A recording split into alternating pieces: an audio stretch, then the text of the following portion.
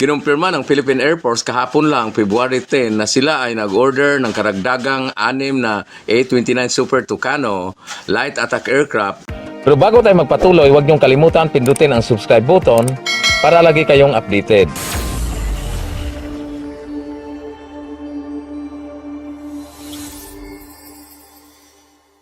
At ito ay ipinahayag din ng Brazilian Aerospace Company, ang Embraer, na siyang gumagawa ng Super Tucano sa naganap na airshow doon sa Singapore.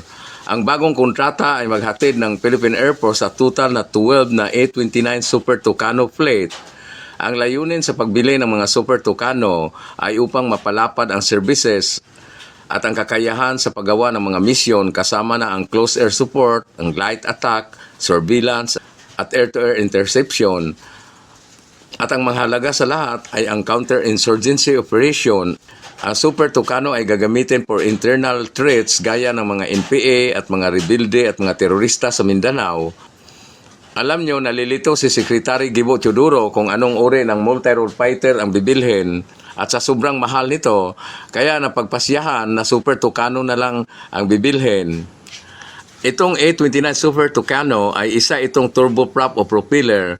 Parang tura-tura ito eh. Alam nyo, ang tawag sa iba nating kababayan nito sa Super Tucano ay tura-tura daw eh.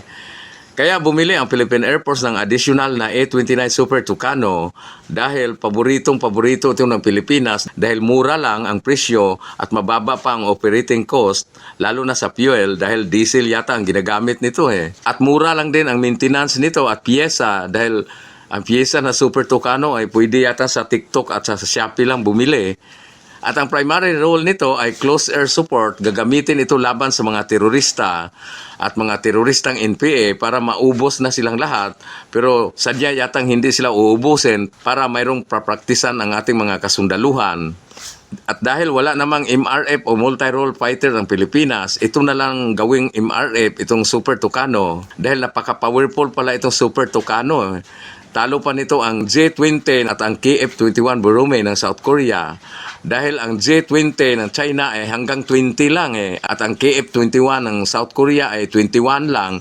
Itong Super Tucano ay tinatawag itong A-29. Isipin mo, A-29, Super Tucano. Ibig sabihin, pag natamaan ka nitong A-29 Super Tucano, hanggang pizza 29 ka na lang, hindi ka na aabot sa 30 ng buwan. At pwede itong gagamitin sa pagpatrolya sa West Philippine Sea laban sa mga J-20 ng China. Ang combat range ng Super Tucano ay nasa 550 kilometers lamang. Ibig sabihin, pag nagpatrolya ito sa West Philippine Sea, hindi na ito makabalik dahil wala ng gasolina. Pero hindi problema yon, may solusyon pala niyan eh.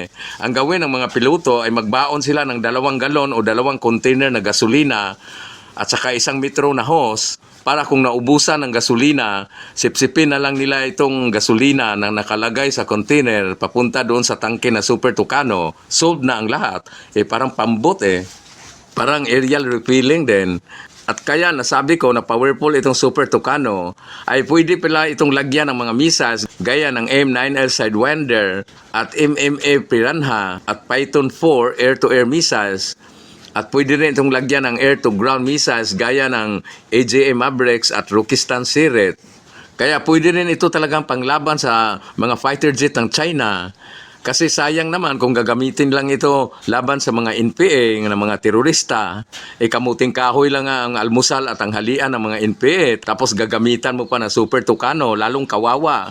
At marami din palang mga bansa na nag-operate ng Super Tucano, gaya ng Afghanistan. Ngunit nung bumagsak ang Afghanistan sa kamay ng mga Taliban, ginawa na lang nilang habal-habal ang mga Super Tucano. Ang Super Tucano ay ginagamit din sa karamihang bansa sa Africa at saka South America. Nag-operate sila ng mga Super Tucano. At sa mga bansa naman sa Asia, 2 lang ang bansa na may Super Tucano, ang Indonesia at ang Pilipinas. Pero ginamit yata ito sa Indonesia for training aircraft. At ang presyo na Super Tucano ay nasa $10 million per unit hanggang $18 million per unit.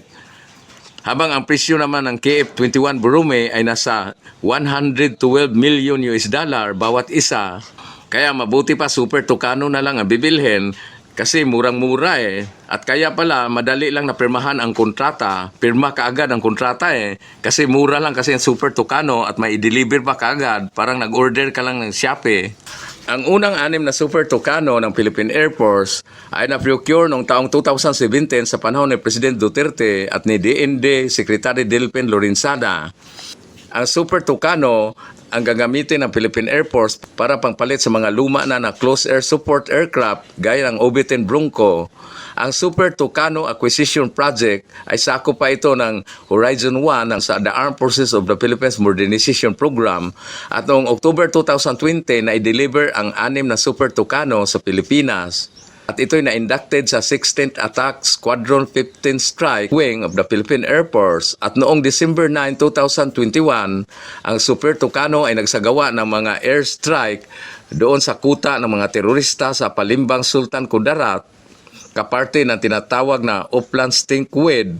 Kaya bumili ng 6 na Super Tucano ang administrasyon ni dating Pangulong Duterte para ipagpalit sa mga luma na OB-10 Bronco. Subalit, nung dumating na ang mga Super Tucano sa Pilipinas, noong 2020 ay hindi pa rin pinagretiro ang mga luma na OB-10 Bronco dahil na rin sa kakulangan pa ng mga attack aircraft sa Philippine Air Force. Paglipas ng 4 na taon, saka pa lang ito pinagretiro, kaya noong December 2024 ay binigyan ng retirement ceremony ang natitirang 2 OB-10 Bronco kasama na ang pagretiro ng Bell AH-1 Cobra ng Philippine Air Force. Ang OB-10 Bronco ay maraming namamatay na mga batang piloto hindi sa combat mission kundi doon sila nasawi sa peacetime mission. Bigla na lamang namatay ang makina sa OB-10 Bronco sabay bagsak. Kaya pala bumagsak minsan dahil ang OB-10 Bronco ay nakasalubong lang ng ibon, patay kaagad ang makina. Kaya nasawi ang pinakaunang combat pilot na babae ng Philippine Air Force. At ito ring Cobra attack helicopters, marami ding namamatay ng mga piloto dahil bigla ding bumagsak Sana pinagretiro na lang ito noon pa. Ang mga aircraft na ito ng mga luma na wala sanang mamamatay ng mga kabataang piloto. Kaso lang hindi pwede itong iretiro nung panahon na yon sa dahilan na kakaunti lang ang mga combat aircraft ng Pilipinas. Kaya pinagtiyagaan na lang ito. Isipin mo ang OB-10 Bronco ay 1965 pa itong ginawa at ito namang AH-1 Cobra attack helicopters ay noong 1967. Sino bang hindi babagsak niyan? Ang luluma na Isipin mo mahigit 65 years old na. Yun nga senior citizen, pag nadapa ay mabedridden na hanggang mamatay. Ganon din yon. Noong panahon ni President Noynoy, ang kanyang nabili ay 12 units na mga FA-50 light attack aircraft na galing sa South Korea. At si President Duterte naman, ang kanyang nabili ay 6 na Super Tucano at 6 na T-129 attack helicopters mula sa Turkey at mga Black Hawk helicopters. Ngayon naman, sa panahon ni President BBM, ang kanyang nabibili for delivery pa yata ang iba nito ay ang 12 na FA-50 at 6 na Super Tucano. Ang tanong, sino kayang presidente ang kayang makabili ng mga multi-role fighters? Bago tayo magpaalam, shout out muna kay Abner Castillo. Hanggang sa susunod, maraming salamat.